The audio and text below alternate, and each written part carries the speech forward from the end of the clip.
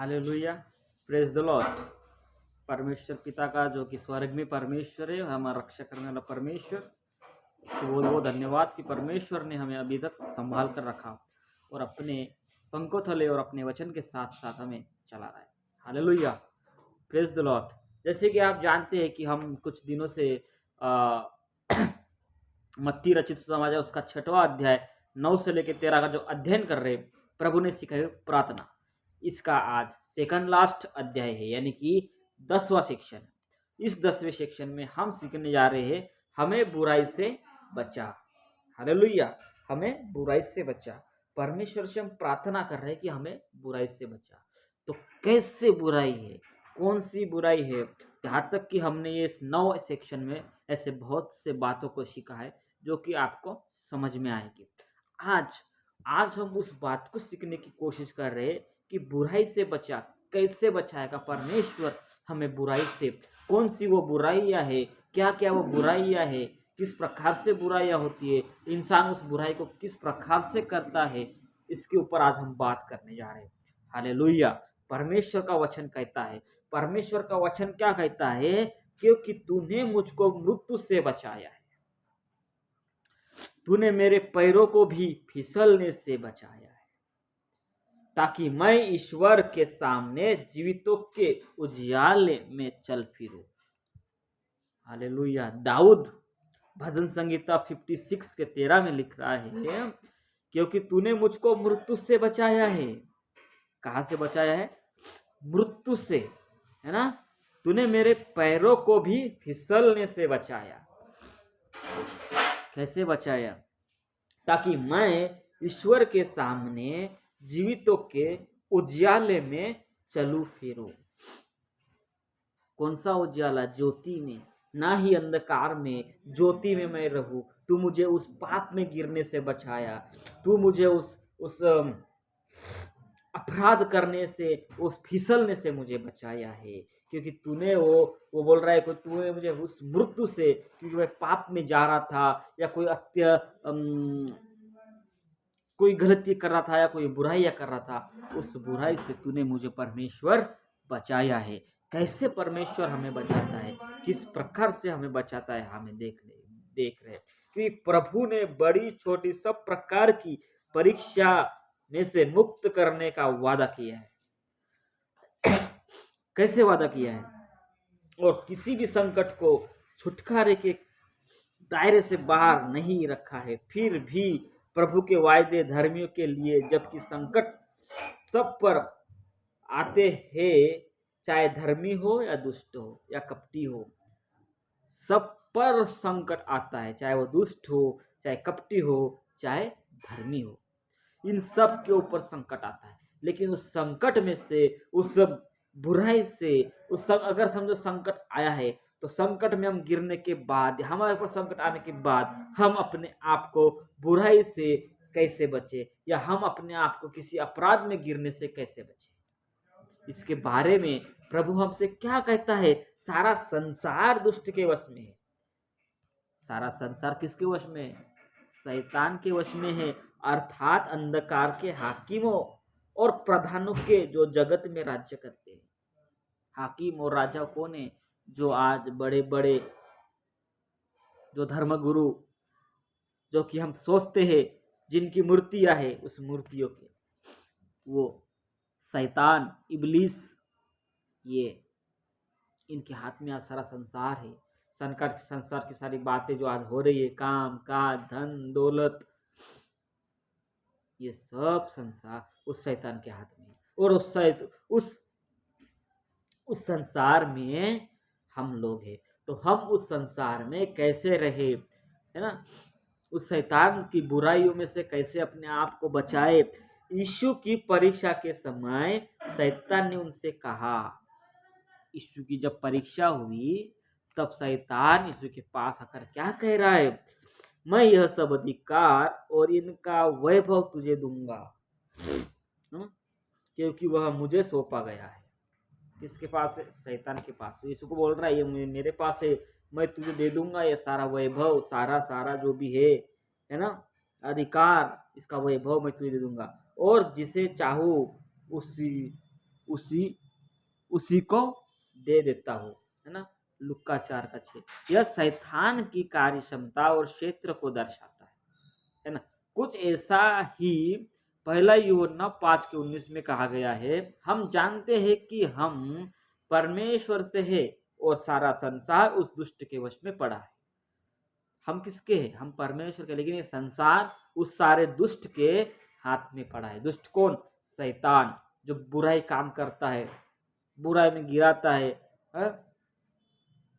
हमें अपराध करने में मजबूर करता है, पाप में गिराता है ना। इसी प्रकार पतरस कहते हैं, हे प्रियो, जो दुखी रूपी अग्नि तुम्हारे परखने के लिए तुम में भड़की है, इससे यह समझकर अचंभा न करो कि कोई अनोखी बात तुम पर बीत रही है। पहला पतरस 4:12, है ना।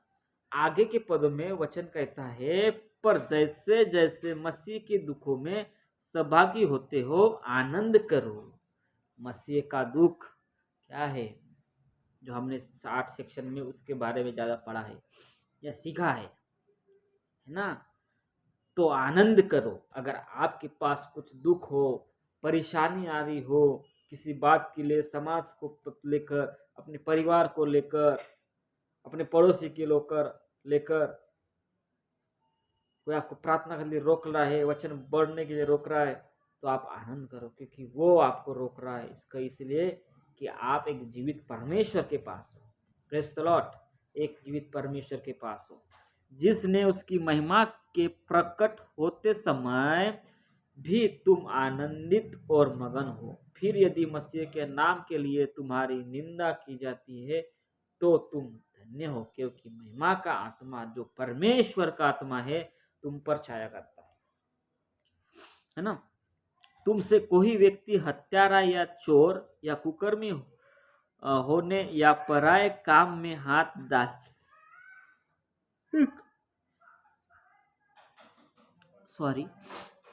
कारण दुख न पाए, पर यदि मसीह होने के कारण दुख पाए तो लज्जित न हो, पर इस बात के लिए परमेश्वर की महिमा करे, है ना।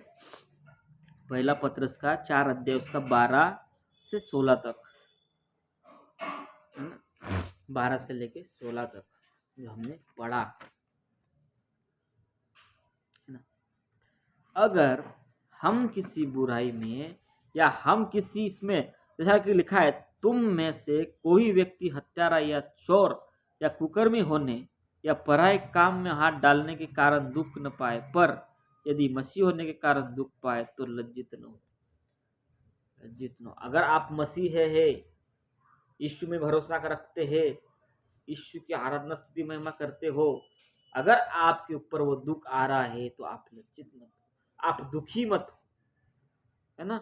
पर इस बात के लिए परमेश्वर की महिमा करो कि परमेश्वर ने आपको नियुक्त किया एक मजबूत कार्य के लिए, और वो परमेश्वर जो आज आपकी परीक्षा ले रहा है या आप किसी बुरी इसमें हो, तो आपको वहां से निकलने के लिए परमेश्वर आध्यात्मिक आपको वचन में के साथ और परमेश्वर में बने रहने के लिए वो आपको बुद्धि ज्ञान से परिपूर्ण करेगा और आत्मिक बनाएगा। तब तक आपको मसीह में और परमेश्वर में बने रहना है। आपको ऐसे कुछ बुराई में नहीं फंसना है कि उसके साथ आप बुराई करो, है ना, बुराई कर पाओ। अगर हम किसी बुराई में फंस रहे हैं या शैतान हमें किसी बुराई में गिरने के लिए डाल रहा है, तो सबसे पहले आप अपने आप को संभालना जरूरी है। आप अपने आप को संभाल। जब यीशु मसीह के लिए, जब यीशु इस दुनिया में आया, है ना, तो यीशु पाप मुक्त, धर्मी और पवित्र जन था, फिर भी धर्म के ठेकेदार ने उन्हें षड्यंत्र के अंतर्गत क्रूस पर चढ़ाकर मार डाला। यीशु क्या था? धर्मी था। यीशु क्या था? पवित्र था। यीशु क्या कभी किसी को मारा? नहीं मारा। यीशु ने क्या कभी किसी के साथ गलत किया? नहीं किया। यीशु मसीह ने सबका भला करने के लिए चाहा, लेकिन उस समय के जो ठेकेदार थे, धर्मी लोग, उन लोगों को लगा कि ये तो हमसे ज़्यादा ज्ञानवान है, ले लो इसको मार डालो। और उसको सूली पर चढ़ाकर मार डाला। लेकिन मेरा और आपका यीशु उस सूली के मृत्यु को लज्जित किया, उसको जीत लिया और तीसरे दिन जीवित हुआ। हालेलुया, तीसरे दिन जीवित हुआ।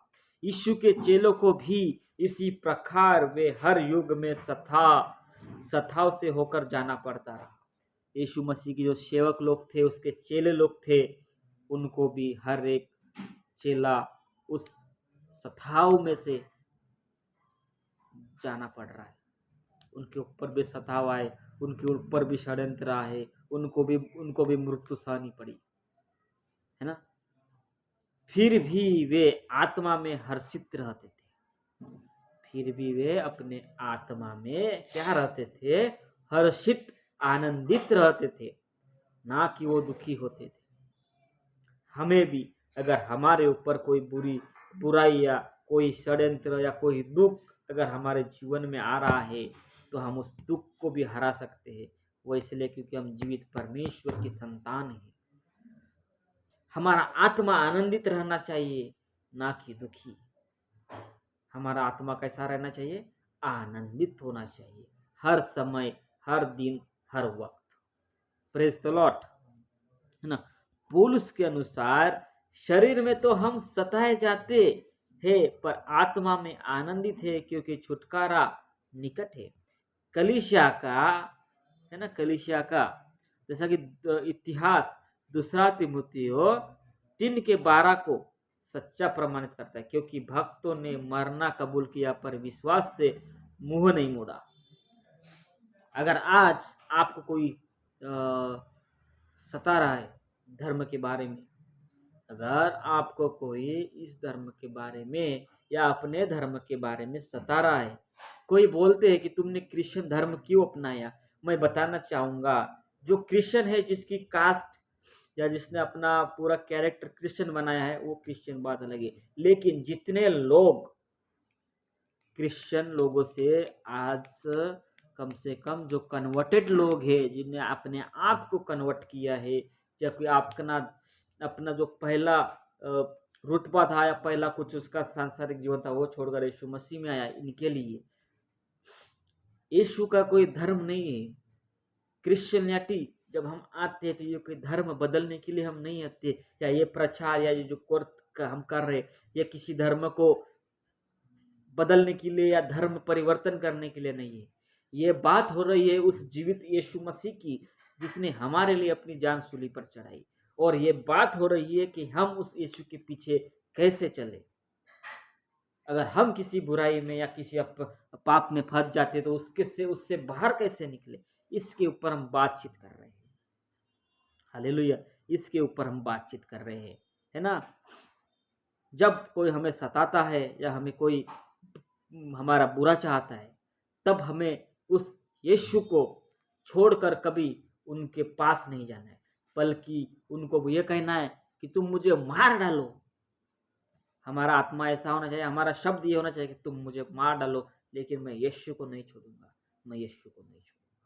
मैं मरना पसंद करूंगा, लेकिन यीशु को छोड़ना नहीं पसंद, है ना। इस शारीरिक जीवन का अंत दुखों की सीमा है, पर अनंत और आनंदमय जीवन का आरंभ है, जिसमें प्रभु के साथ लगातार संगति होती है। कैसे? जैसे कि आज हमने मसीह संगति की प्रार्थना रखी थी। आज हमने मसीह संगति की प्रार्थना रखी। मसीह संगति कैसे होती है? उसके साथ साथ प्रार्थना करो, उसके साथ चलो, वचन के पीछे चलो, तो वो मसीह की एक संगति, या हम विश्वास की संगति करते हैं, तब हम एक दूसरे का भार उठाते हैं, एक दूसरे के दुख में शामिल होते हैं। हालेलुया, एक दूसरे के दुख में शामिल होते हैं।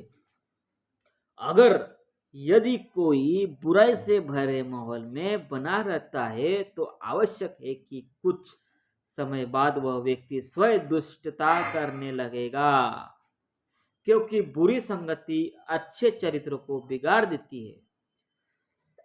बुरी संगति अच्छे चरित्र को बिगाड़ देती है। एक सड़ा हुआ टमाटर पूरे 5 किलो टमाटर को क्या करता है? सड़ा देता है, खराब कर देता है। इसलिए अच्छा है कि वो एक सड़ा हुआ टमाटर उन टमाटरों में से अलग कर दो। इसका अर्थ यह हुआ कि आप अगर किसी बुरी संगति में जा रहे हैं तो आप उस बुरी संगति को छोड़ दो, उस बुरी संगति से अलग हो जाओ, वरना आप भी उस संगति कर कर आपका चरित्र हीन हो जाएगा और आप भी उसके जैसे बुरे बन जाएंगे, है ना। अत यूहन्ना ने समझाया कि हे प्रिय, बुराई के लिए नहीं परंतु भलाई के अनुयायी हो।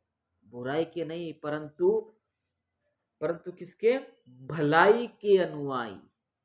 भलाई का काम करो, एक अच्छे काम के आप आदरमय सेवक बनो या अनुयायी बनो या बेटा या बेटी बनो, है ना। बुराई को छोड़कर एक भलाई करो, है ना। जो भलाई करता है वह परमेश्वर की ओर से, जो किसी की भलाई चाहता है या किसी की भलाई करता है वो क्या होता है? परमेश्वर की ओर से होता है। और परमेश्वर कौन है? हमारा जीवित खुदा, हमारा जीवित परमेश्वर, और वो पवित्र है, वो पवित्र है।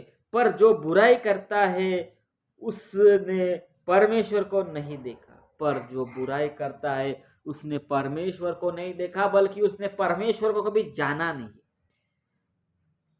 परमेश्वर को कभी जाना नहीं। हमें अपनी बुराइयों से या जो बुराई में जा रहे हैं उस बुराई से दूर होना है। क्या होना है? बुराई से दूर होना है। कैसे दूर होना है? जब हम परमेश्वर के वचन में बने रहे तब। पौलुस कहते हैं बुराई को बुराई से नहीं परंतु भलाई से जीतो। पौलुस क्या कहता है? बुराई को बुराई से नहीं परंतु भलाई से जीतो। अगर आपके साथ कोई बुराई कर रहा है या बुरा व्यवहार कर रहा है तो आप उसके साथ एक अच्छा व्यवहार करो, एक अच्छी आत्मिक सलाह दो उसे, तब जाके आपका परमेश्वर जो कि स्वर्ग में है वो आपको देखेगा और आपको प्रतिफल देगा, है ना। रोमियो 12:21 में है, अर्थात आग को नहीं बुझा सकती, आग को नहीं बुझा सकती। एक आग जो लगी है, एक घर में आग लगी है, अगर दूसरी आग उस घर में जाके डालोगे तो क्या आग को बुझाएगी? नहीं बुझाएगी ना। आग को बुझाने के लिए पानी की जरूरत होती है, आग को बुझाने के लिए पानी की जरूरत होती है। उसी प्रकार से अगर आपके सामने कोई व्यक्ति बुरा है तो आप उसके सामने एक नम्र बन जाइए और उसके साथ भलाई का काम या एक आत्मिक बात कीजिए। अगर आप उसके साथ एक नम्र व्यवहार करेंगे तो आगे वाला भी व्यक्ति आपको समझने के लिए अपने आप को तत्पर करेगा। Praise the Lord. प्रभु की प्रार्थना में हमारी जब जैसे शब्दों को प्रयोग किया गया है जिससे यह कहा जाता है कि प्रार्थना सामूहिक रूप से करने के लिए उपयुक्त है। हमारी है ना, हम ये क्या है? ये अनेक वचन शब्द है, और ये जब अनेक वचन शब्द इस प्रार्थना में इस्तेमाल किए गए हैं इसका अर्थ है कि यह प्रार्थना एक सामूहिक रीति से करी जाए या सामूहिक में हो जहां पर एक से अधिक लोग, है ना। चाहे प्रार्थना सभा हो या घर पर की जाने वाली प्रार्थना, अर्थात जहां पर भी 2 या 3 यीशु के नाम से इकट्ठे हो, उनसे हर विश्वासी से वायदा किया है, तुझे न छोड़ूंगा न त्यागूंगा। धर्मी जन उसे पुकारता है क्योंकि प्रभु ने कहा, देखो मैं जगत के अंत तक सदा तुम्हारे संग हूँ। भजन संहिता 121 में प्रभु की प्रार्थना में मांगा है प्रतिदिन की रोटी की, पापों की क्षमा, परीक्षा में बचाने की और बुराई से छुटकारे की। विश्वासियों के लिए समूह को प्रभु यीशु के नाम से एक मन होकर मांगना है, क्योंकि हम सब प्रभु का बदन है और बदन का स्वस्थ रहना, एकजुट रहना, कष्ट मुक्त रहना या सक्रिय रहने की मांग बदन को सिर अर्थात मसीह से करना है ना। जैसे कि यीशु मसीह कलीसिया का सिर है और वह सभी अंगों का संभालना और उनकी सुधि लेता है, परंतु आवश्यकता अनुसार मांगने पर बाइबल के ज्ञानियों ने छुटकारों को इस्राएल के मिस्र से छुटकारे से तुलना की है। कैसे की? जब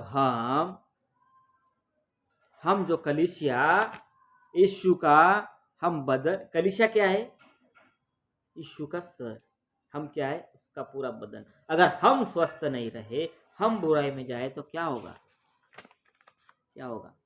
इसलिए बुराई से बचना बहुत जरूरी है। बुराई से बचना जब बहुत जरूरी है। अगर हम जब परीक्षाएं आती है तो मनुष्य विचलित हो जाता है।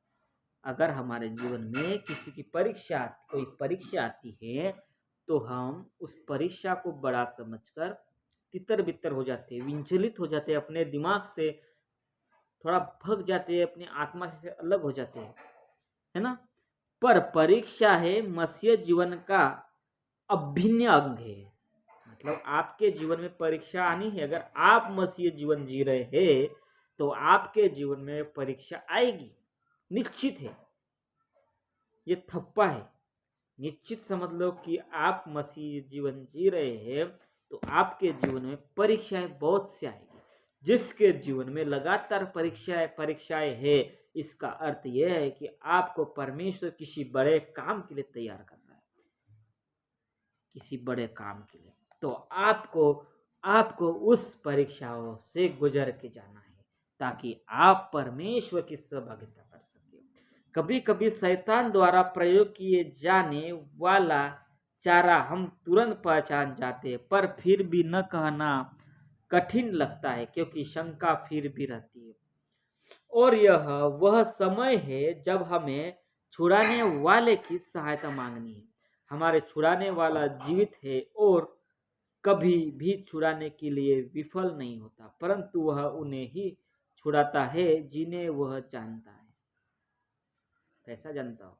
अगर हम परमेश्वर के वचन में बने हैं, परमेश्वर के साथ संगति कर रहे हैं, उसके साथ साथ चल रहे हैं, तब वह हमें वो आध्यात्मिक मन देगा। कई बार बुरे विचार मन में फंस कर रह जाते हैं और निकाल देने पर फिर लौट आते हैं। हमारे जीवन में क्या है? बहुत से जो विचार है रह जाते हैं, है ना, बुरे विचार, जिससे हम परमेश्वर से दूर हो जाते हैं। हमारा सबसे जो कमजोर हिस्सा है शरीर का, वो क्या है? हमारे बुद्धिमंडल। हम बुद्धिमंडल से हर एक बात को सोचते हैं, करते हैं, है ना, इस बुद्धिमंडल से। तो शैतान सबसे पहले आक्रमण किस हिस्से को करता है? इस बुद्धिमंडल पे। इस बुद्धिमंडल पे आक्रमण करता है और हम तुरंत बाद उसका कर देते हैं, है ना। कभी कभी हमें लगने लगता है कि हमको छुटकारा नहीं मिलेगा या छुटकारे में देरी हो रही है, परंतु प्रभु सही समय और सही अवसर पर सही ढंग से छुटकारा करना जानता है। अगर आज कोई भी किसी बुरी अवस्था में फंसा है या कोई दुख में है या कोई परेशानी में है, तो आप उस बुरी अवस्था से या बुरी विचारों से ये मत सोचो कि नहीं, मुझे परमेश्वर छुड़ा नहीं रहा है या मैं परमेश्वर मुझे क्यों ऐसा कर रहा है। नहीं, ऐसे में विश्वासी को लग सकता है कि प्रभु ने क्या सुन लिया है। हाँ, सुन लिया, परमेश्वर जरूर सुनेगा। आज नहीं तो कर परमेश्वर हमारी उस बात को सुनता है ना, सुनता है। परमेश्वर हमारी बात को सुनता है, लेकिन उससे पहले परमेश्वर की बातों को हमें सुनना है। हमें क्या करना है? परमेश्वर की बात को हमें सुनना है। परमेश्वर की बात को हमें सुनना है, परंतु प्रभु सही समय और सही अवसर पर सही ढंग से छुटकारा करना जानता है। वो अवसर, वो ढंग कैसा होगा, परमेश्वर जानता है कि मैं अपने बेटे को, अपनी बेटी को कैसे छुड़ाऊं। अगर हम आत्मिकता में है, परमेश्वर के वचन में है, तो मेरी पुकार से और मेरी सहायता करने से क्या दूर रहता है? मेरा उद्धार कहाँ है? हे मेरे परमेश्वर, मैं दिन को पुकारता हूँ परंतु तू उत्तर नहीं देता, और रात को भी तू चुप रहता है। भजन संहिता 22:1-2 दाऊद बोल रहा है ना, दाऊद बोल रहा है, दाऊद इस भजन को गा रहा है। हमारा जीवन कैसा होना चाहिए? हमारा जीवन परमेश्वर को भाने वाला जीवन होना चाहिए। हमने अभी तक 10 सेक्शन को कंप्लीट किया है। पहला सेक्शन, प्रार्थना एक अद्भुत वरदान। हाँ, जो व्यक्ति प्रार्थना करता है, हर रोज प्रार्थना में लवलीन रहता है, उसके पास वो प्रार्थना का वरदान है। जिस व्यक्ति को ये जल्दी से ऐसा मन में आता है कि नहीं, मैं किसी के लिए प्रार्थना करूं, या मैं इस बुरे व्यक्ति के लिए प्रार्थना करूं, या मैं वो परेशान में पड़ा है उस व्यक्ति के लिए प्रार्थना करूं, ये एक उसके लिए वरदान होता है। दूसरा, हे हमारे पिता, प्रभु ने कहा कि तू हमारा पिता है। उसने कहा, पिता को पुकारा, उसका नाम पिता यीशु ने कहा। यीशु ने उसका एक निवास स्थान हमको बताया, जो कि उसका निवास स्थान स्वर्ग है, और स्वर्ग में इतनी भली बाती वस्तुएं हैं जो पृथ्वी पर नहीं है। स्वर्ग में दुख नहीं है, स्वर्ग में बीमारी नहीं है, रोग नहीं है, पीड़ा नहीं है, रोना नहीं है, स्वर्ग में भूख नहीं है, प्यास नहीं है। स्वर्ग में क्या है? स्वर्ग में आशीष ही आशीष है, आराधना है, आराधना है, वचन ही वचन है। स्वर्गदूत ही स्वर्गदूत है। कितना सुंदर स्वर्ग है, सोने के बिस्तर है ना। वहां पे भूख नहीं लगेगी, प्यास नहीं लगेगी, इतना सुंदर स्वर्ग है। उसकी प्रशंसा करने के लिए हमारे पास शब्द नहीं है, इतना सुंदर स्वर्ग है। तेरा नाम पवित्र माना जाए। यीशु मसीह ने सबको कहा कि उसका नाम पवित्र माना जाए। बता रहा है सबको कि उसका नाम पवित्र मानो, क्योंकि वो परमेश्वर पवित्र है। अगर वो पवित्र है तो हम भी पवित्र होना जरूरी है। हम अपने आप को अपवित्र ना कीजिए। तेरा राज्य आए, हम कह रहे हैं कि परमेश्वर तेरा राज्य इस पृथ्वी पर आने दे, लेकिन हम अपने राज्य को पहले भुला दे। तेरी इच्छा है स्वर्ग में, परमेश्वर की इच्छा जो स्वर्ग में पूरी हो रही है, वो इच्छा पूरी करने अगर पृथ्वी पर करना है तो सबसे पहले मनुष्य को अपनी इच्छाओं को मारना है, अपनी इच्छाओं का, अपने आप का इनकार करना है ना। हमारे दिन भर की रोटी हमें दे, हमें वो आत्मिक भोजन हमें रोज खिला परमेश्वर, ताकि हम तेरे वचन में और दृढ़ और मजबूत बन सके। तू भी हमारे अपराध को क्षमा कर। पहले हम अपने अपराधियों को क्षमा करना जरूरी है। अगर हमने अपने अपराधियों को क्षमा किया है तो परमेश्वर आपके और मेरे अपराध क्षमा करेगा। हमें परीक्षा में न ला, हमें परीक्षा में न ला। अगर हम परीक्षा में आते हैं तो परीक्षा में से निकलने के लिए हमें परमेश्वर मार्ग देता है। हमें बुराई से बचा। अगर हम परीक्षा में पड़े हैं तो बुराई करने से हमें बचाना है, हम खुद को बचना है। कैसे बचेंगे? जब परमेश्वर को ऐसा जो 10 सेक्शन हमने सीखे, इस 10वें सेक्शन में इन सब का आधार और सब एक दूसरे से अध्याय जुड़ा हुआ है। अगर आप पूरे अध्याय देखेंगे, पूरी बातों को सुनेंगे, तो आपको ये पूरे अध्याय समझ में आएंगे और पूरे सेक्शन के बारे में आपको अच्छी रीति से आप समझ पाएंगे। इस प्रार्थना का जो मुख्य उद्देश्य था परमेश्वर का, जो कि यीशु को एक मुख्य उद्देश्य था, वो मुख्य उद्देश्य के बारे में हम कल यानी कि 11वें सेक्शन में इसका पूरा पाठ जो है कल कंप्लीट करने वाले हैं। Praise the Lord. आज के लिए बस इतना ही।